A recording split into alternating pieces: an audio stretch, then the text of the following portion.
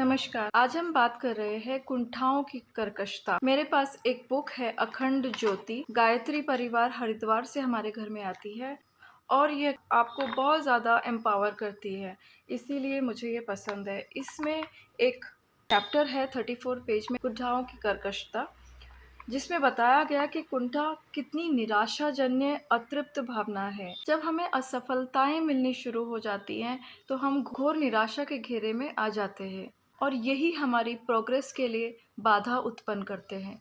वर्तमान काल में जीवन का संघर्ष बढ़ता ही जा रहा है और लोगों को बहुत ज़्यादा फ्रस्ट्रेशन का सामना करना पड़ रहा है। करंट सिचुएशन में जो टेक्नोलॉजी एंड कम्युनिकेशन का दौर आया है, उससे बहुत सारी एक्टिविटीज़ बहुत फास्ट हो गई है और जो सोसाइटी में पुरानी एग्जिस्टिंग प्रैक्टिसेस थी, उसमें भी बहुत सारे चेंजेस आ गए हैं, जिसकी वजह से लोगों के अंदर तालमेल बिठाने के कंफ्यूजन में बहुत सारे लोग कुंठाग्रसित हो रहे हैं।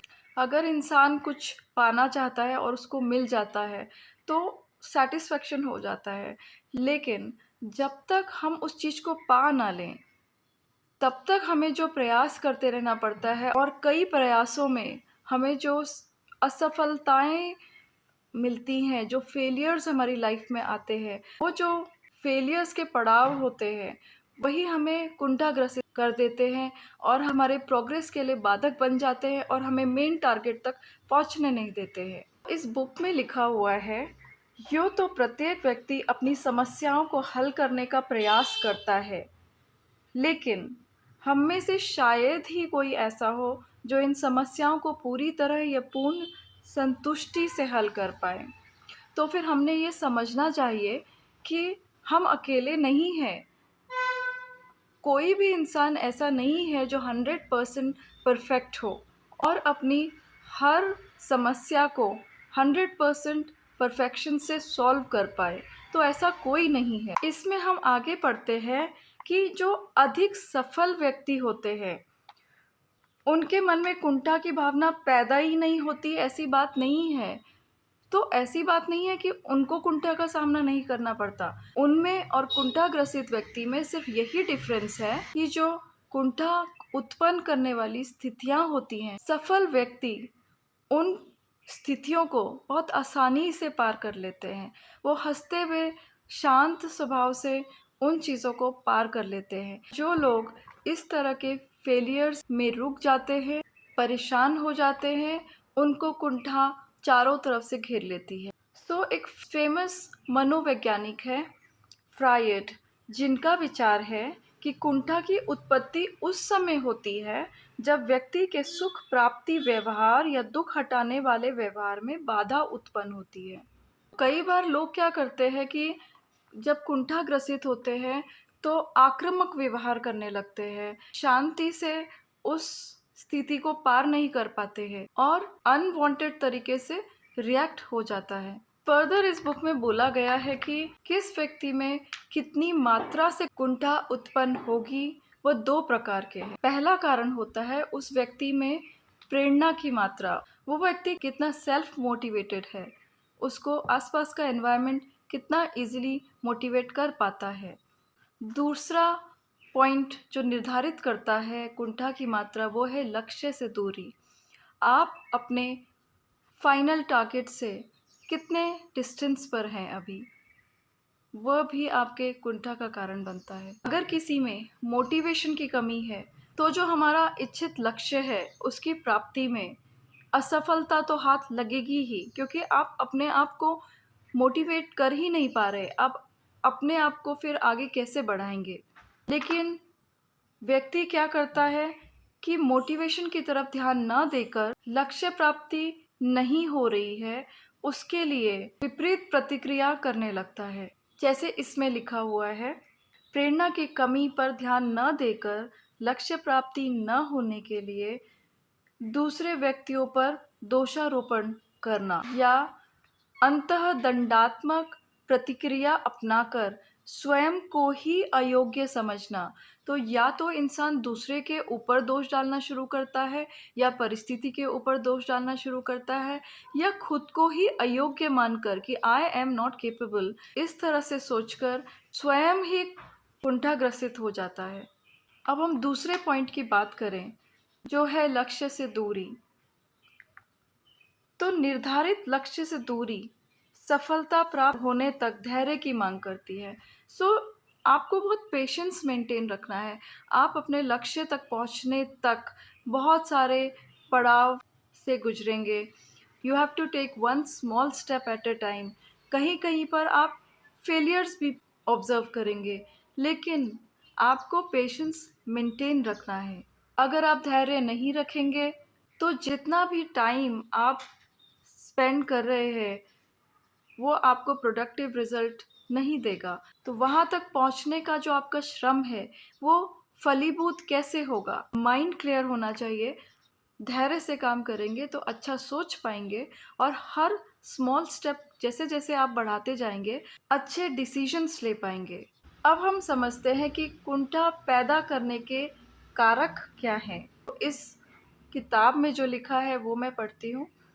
कुंठा पैदा करने या बढ़ने में जिम्मेदार कारकों में सर्व प्रमुख है प्रतिस्पर्धा, मीन्स कॉम्पिटिशन्स, उच्च आकांक्षा स्तर, सामाजिक पारिवारिक संबंधों में तनाव, सामाजिक आर्थिक स्तर, समाज एवं कार्य का वातावरण एवं शैक्षिक स्तर। जो कॉम्पिटिशन्स है, बहुत ज़्यादा हमारी जो हाई डिमांड्स है, हमारी खुद की कैपेबिलिटीज़, हमारे फाइनेंशियल स्टेटस, हमारे रिलेशनशिप्स में जो स्ट्रेस आ जाते हैं, और कुछ स्पेशल केसेस होते हैं जैसे जन्म से ही कुछ कैपेबिलिटीज़ नहीं होना, या फिर कुछ लोग अपने ब्यूटी एंड अट्रैक्शन को लेकर कि हम कैसे दिखते हैं, इन छोटी छोटी चीज़ों से भी अपने रास्ते में खुद ही बाधक बन जाते हैं। यहाँ पर और भी बताया गया है कि जब शहरी और ग्रामीण जीवन में को देखें तो उनमें भी भिन्नता है। जब कोई गांव से शहर की तरफ पलायन करता है तो वहाँ पर भी वो व्यक्ति अगर एडजस्ट ना हो पाए तो कुंठाग्रसित हो जाता है। लेकिन वही व्यक्ति जब उस न्यू एनवायरनमेंट में अच्छे से एडजस्ट हो जाता है तो उसकी सारी कुंठा समाप्त हो जाती है। ये भी तो सत्य है। इसका मतलब धैर्य बनाए रखना है। Without patience you can not practice.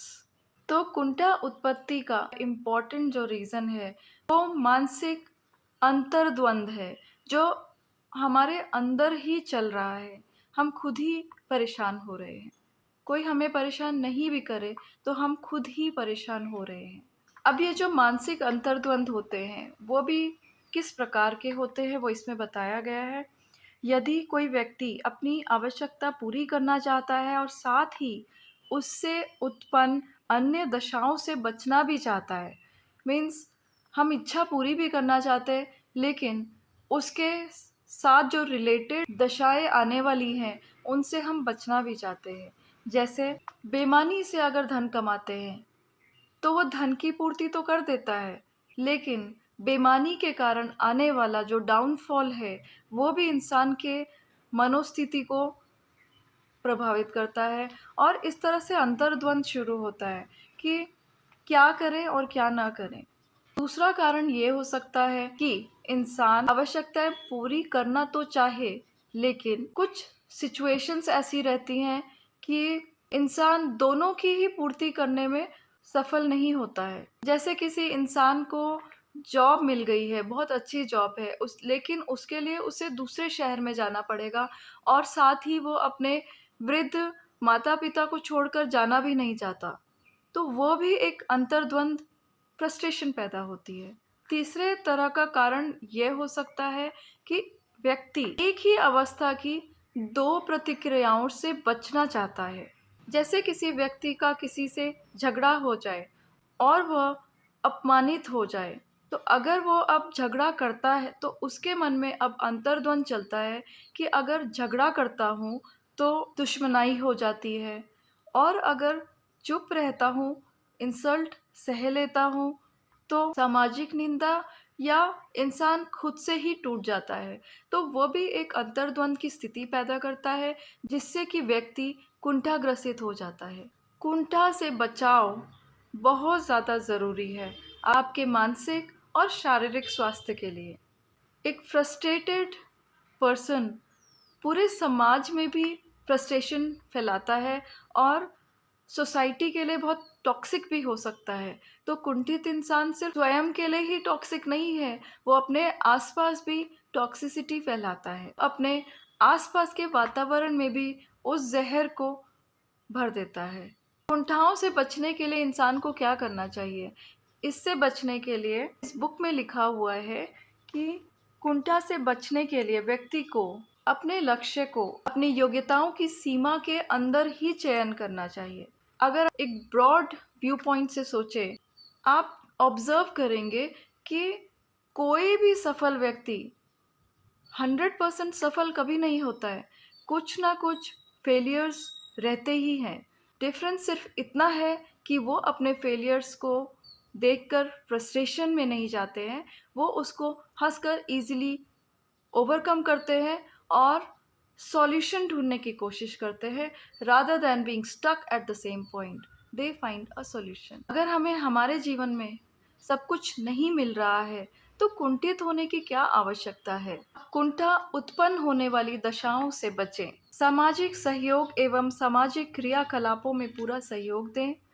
अपनी अभिरुचि के कलात्मक कार्यों में व्यस्त रहें एवं प्रत्येक दशा के प्रति पॉजिटिव दृष्टिकोण अपनाएं। तो जब हम अपने सोशल सर्कल में होने वाली एक्टिविटीज़ के साथ इन्वॉल्व होते हैं, अपने आप को एंगेज रखते हैं, अपने किसी क्रिएटिव फील्ड में अपने टैलेंट्स को प्रोडक्टिवली यूज़ करते हैं और हमेशा एक पॉजिटिव एटीट्यूड लेकर चलते हैं, तो हम कुंठा उत्पन्न करने वाली दशाओं से बचे रहते हैं। ज्ञानवर्धक साहित्य का अध्ययन निश्चित रूप से आत्मविश्वास एवं मानसिक परिपक्वता को बढ़ाता है। तो जब हम अच्छी बुक्स पढ़ते हैं तो वो हमें पॉजिटिव थॉट्स देते हैं। बुक्स हमारी बेस्ट फ्रेंड्स हैं। तो जब हम ज्ञानवर्धक यानी नॉलेजेबल बुक्स पढ़ते हैं तो हम पॉजिटिव थॉट्स से भर जाते हैं, जिससे नेगेटिव एनर्जीज हमारे पास तक पहुंच ही नहीं पाती है, क्योंकि हम अपना मानसिक दर बहुत ज़्यादा उठा लेते हैं। ये चीज़ हमें कॉन्फिडेंस दिलाती है और कुंठा निवारण की शक्ति प्रदान करती है। फ्रस्ट्रेशन हमें छू ही नहीं पाती है, क्योंकि हमने अपने आसपास ज्ञान का और अवेयरनेस का कवच बना लिया है, जो हमें हमेशा प्रोटेक्ट करने। आपका एक अच्छा फ्रेंड सर्कल भी इस चीज़ में अहम भूमिका निभा सकता है, या फिर आप नेचर के साथ अपने आप को इन्वॉल्व रखिए, मेडिटेशन कीजिए, पेड़ों के साथ बातें कीजिए। ये बहुत ही साइकिक लग रहा है, लेकिन ये सच है। जब आप नेचर के साथ अपना टाइम स्पेंड करते हैं तो फिर आप एक पॉजिटिव आउटलुक नेचर से भी एब्जॉर्ब करते हैं। अपने आसपास चिड़िया को चहकते हुए सुनिए, एनिमल्स को देखिए वो कैसा बिहेव करते हैं, माइंडफुलनेस प्रैक्टिस करते हैं, वो हमेशा प्रेजेंट में रहते हैं, हमेशा खुश रहते हैं। आपने कभी भी किसी सैड बर्ड को नहीं देखा होगा, आपने कभी भी किसी सैड पेड़ को नहीं देखा होगा। तो इस तरह से नेचर से भी हमें बहुत कुछ सीखने को मिलता है, जो हम अपने व्यक्तित्व में ला सकते हैं। तो आखिर में मैं इसमें से पढ़ती हूँ, यदि अपने कार्य को लगन पूर्वक किया जाए और उसके परिणाम के प्रति चिंता को छोड़ दिया जाए तो कुंठा से बचा जा सकता है। मन जितना सहज सामान्य होता है, कुंठा उतनी ही दूर चली जाती है। हर काम प्योरिटी एंड डेडिकेशन से कीजिए। Remember that life is not that complex, it is simple and beautiful.